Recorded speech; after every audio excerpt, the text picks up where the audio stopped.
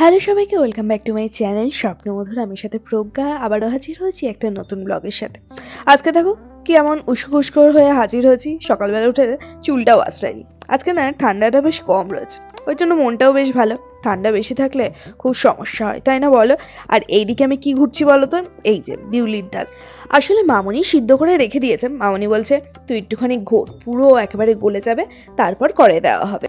ডাল নাড়তে নাড়তে এইদিকে আমি চালটাও বসিয়ে দিয়েছি। ও তো আবার স্কুলের দিকে বেরোবে, 9:30টার মধ্যে খেতে দিতেই হবে।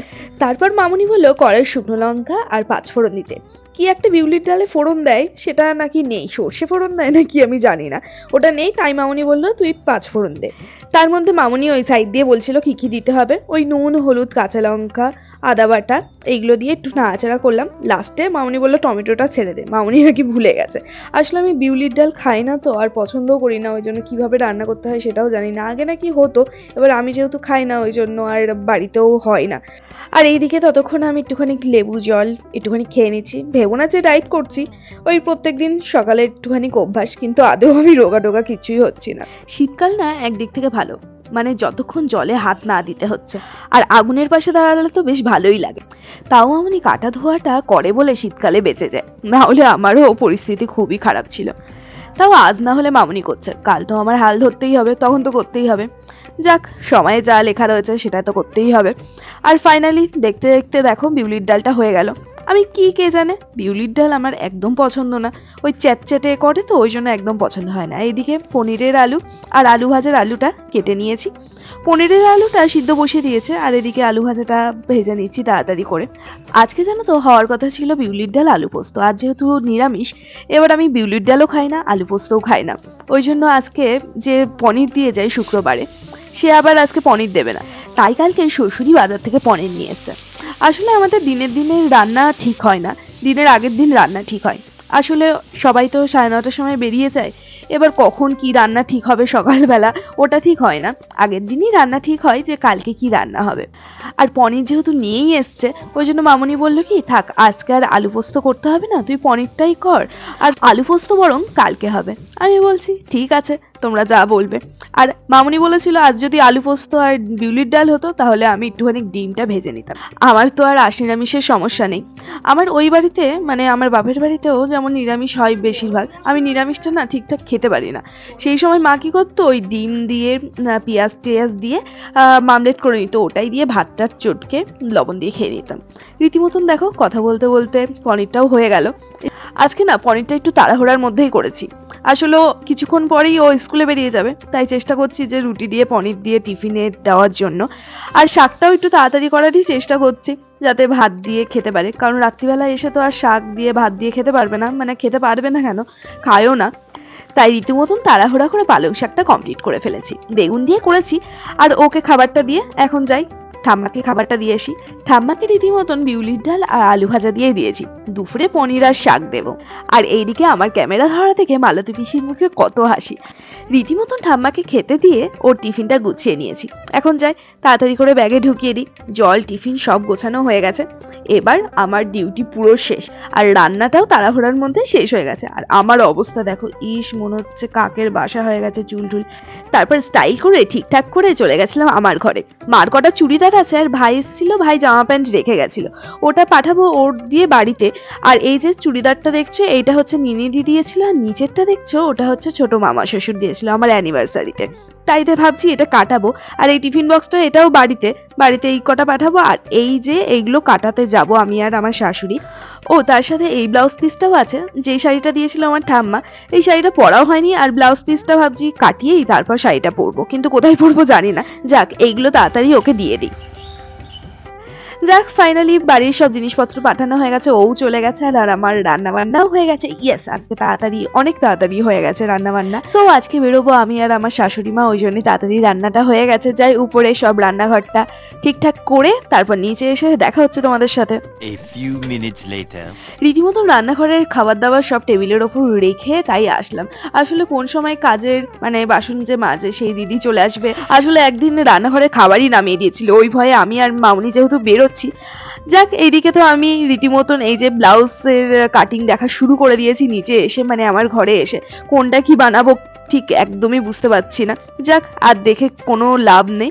যাই তাহলে তাড়াতাড়ি করে রেডি হয়ে নিই ঝটপট করে। আর মামুনির সাথে বেরোতে গেলে তো একটু সাজগুজু করে বেরোতেই হয়। চলো রেডি হয়ে দেখা হচ্ছে। ফাইনালি আই অ্যাম পুরোপুরি রেডি। আর এইদিকে মালতী পিসি পিছনে দাঁড়িয়ে আছে। আর মালতী পিসি এদিকে কি বলছে বলো তো?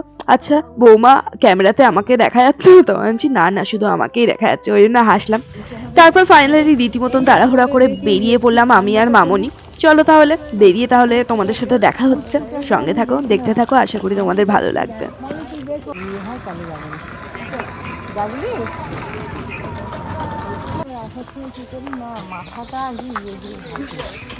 মাথাটা এই চাদর দিয়ে ঢেকে নি, বাইরে এখনো অত ঠান্ডা নেই, কারণ রোদ আছে না। মামনির সাথে বেরিয়েই শুরু হয়ে গেছে মামনির বকবক। আমি সোয়েটার পরিনি, এখন বাজে প্রায় 10:30। এখন রোদ উঠেছে, সোয়েটার পরার আর মনে হয় না দরকার। আর মামনি বলছে আমি ছাতাটাও নিলাম না, ছাতাটা নিলেও ভালো হতো, রোদও আছে। এই করে রীতিমতন ভ্যানটা পেয়ে গেলাম। প্রথমে যাবো ব্লাউজের দোকানে, ওখান থেকে একটা ব্লাউজ কিনবো। আসলে আমাদের এই মাসের একটা লাস্টের দিকে একটা বিয়ে রয়েছে, শাড়ি কেনা আছে কিন্তু ব্লাউজ বানাবো না, ভাবছি কিনবো। তাই একটুখানি ঘুরে দেখবো যে ওই রকম ব্লাউজ পাই কিনা, বেনারসি স্টাইলের ব্লাউজ, যেটা বেশিরভাগ শাড়ির সাথেই পরা যায়। কিন্তু ব্লাউজের দোকানে ঢোকার আগেই মামনি বলছে চ তোর এই রাস্তাটা ঠিকঠাক করে চিনিয়ে দিই। অবশ্য অনেকদিন ধরেই বলছিল, আসলে বিয়ের বয়স 2 বছর হতে চললো, আমি ঠিকঠাক করে চিনি না। আসলে রাস্তার কারণে কোথায় তো ঠিকঠাক বেরোনো হয় না, ওই কারণে।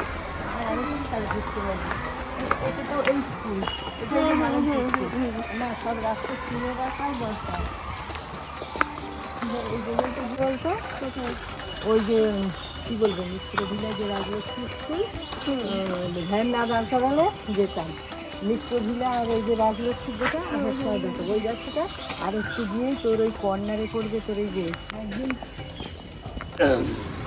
বেনারসি ব্লাউজ আছে লাল কত সাইজ বলছে। এই দোকানে আজ দিয়ে আমি 2বার আসছি। আগের দিন একবার এসেছিলাম, সেটা তোমাদের সাথে শেয়ার করা হয়নি। আসলে সামনেই এখানে নাইটি ঝুলছিল, একটা নাইটি পছন্দ হয়েছিল, তাই এই দোকান থেকে নিয়েছিলাম। এই নিয়ে সেকেন্ডবার আসা। মামনি বললো এই দোকানেই নাকি ভালো ব্লাউজ পাওয়া যায়। এই দোকানের কালেকশনগুলো দেখছিলাম, খুব খারাপ না।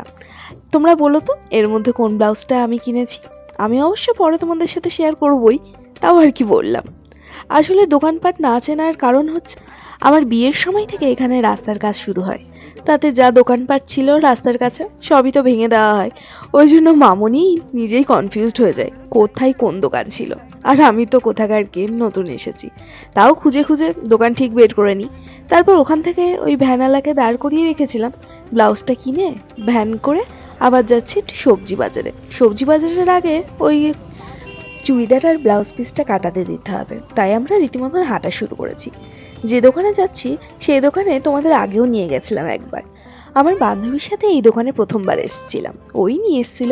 আসলে আমাদের বাড়িতে কালী পুজো হয়েছিল, তাই একটা সাদা চুড়িদার বানিয়েছিলাম এখান থেকে, বেশ ভালোই করেছিল। তোমরা হয়তো পরতে দেখেছো, মনে আছে কিনা জানি না। তাই আবার সেকেন্ডবারও চলে আসলাম দুটো চুড়িদারের পিস আর ব্লাউজের পিস নিয়ে। নর্মালভাবেই চুড়িদার বানানোর ইচ্ছা আছে, আর ব্লাউজ পিসটা দেখি কেমন ডিজাইন করি। আসলে অনেকদিন ধরেই ভাবছিলাম যে ব্লাউজটা বানাতে দেব, ব্লাউজ সাথে চুড়িদারটা, ওই সময় হয়ে উঠছিল না। ফাইনালি সময়টা হলো। হ্যাঁ হ্যাঁ বল দেবো না চৌকো দেবো, দেখো হ্যাঁ সুতিরটা কিন্তু দড়ি টড়ি না, সামনে তো ডিজাইন আসলেই। ফাইনালি বানাতে দিয়ে এসে আমরা রীতিমতন আবার হাঁটতে শুরু করলাম। এখন যাবো একটু মুদিখানার দোকানে, কটা মামুনি জিনিস কিনবে, কিন্তু কি কিনবে আমি সেটা নিজেও জানি না। চলো দেখতে থাকো, সঙ্গে থাকো।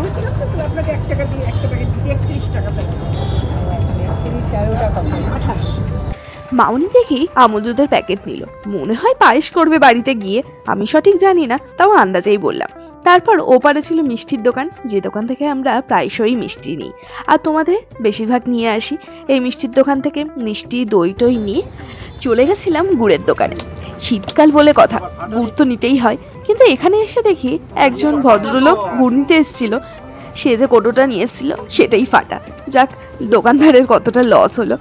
উনি গেল আর একটা কোটো কিনতে, এই সময় আমরা কোটোটা দিয়ে দিলাম। আমরা একটা ছোট কোটোই নিয়ে এসেছিলাম।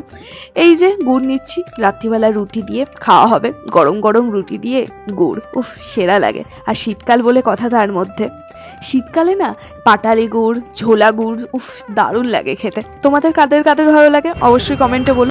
এই দোকানে না আগের বার থেকে গুড় নেওয়া শুরু করেছি, একজন বলেছিল, তারপর থেকে আমি আর মামনি এখান থেকেই গুড় নিই। তারপর চলে আসলাম সবজির দোকানে। আমি জানি প্রথম সবজির দোকান থেকে মামনি যতই জিজ্ঞাসা করুক একটা সবজিও কিনবে না, পরে হলে তাই কিনবে। তারপর রীতিমতন তাই হলো, সবজির দোকানে দাম টাম শুনে টুনে এসে তারপর আমরা চলে গেলাম মাছের দোকানে। মাছ টাছ কিনে তাই ভাবছি সবজির দোকানে ঢুকবো। সামনে দেখি চিংড়ি মাছ, বেশ ভালোই লাগলো, তাই মামনিকে বললাম অল্প করে নিয়ে নাও, লাউ আছে, লাউ দিয়ে চিংড়ি মাছ দিয়ে খাওয়া হবে। আমাদের বাড়ি থেকে বাজারটা যেহেতু একটুখানি দূরে, ওই জন্য শ্বশুরমশাই হোক বা আমরা যদি বাজারে আসি ওই 5-6 দিনের জন্য বাজার করেই তাই নিয়ে যাই। মাছও ঠিক তাই, মাছটা বাড়িতে রয়েছে 2 দিনের মতন, তাও চিংড়ি আর এই যে জ্যান্ত রুই মাছ ছিল, মামনি বললো থাক জ্যান্ত রুই মাছ নিয়ে নিই।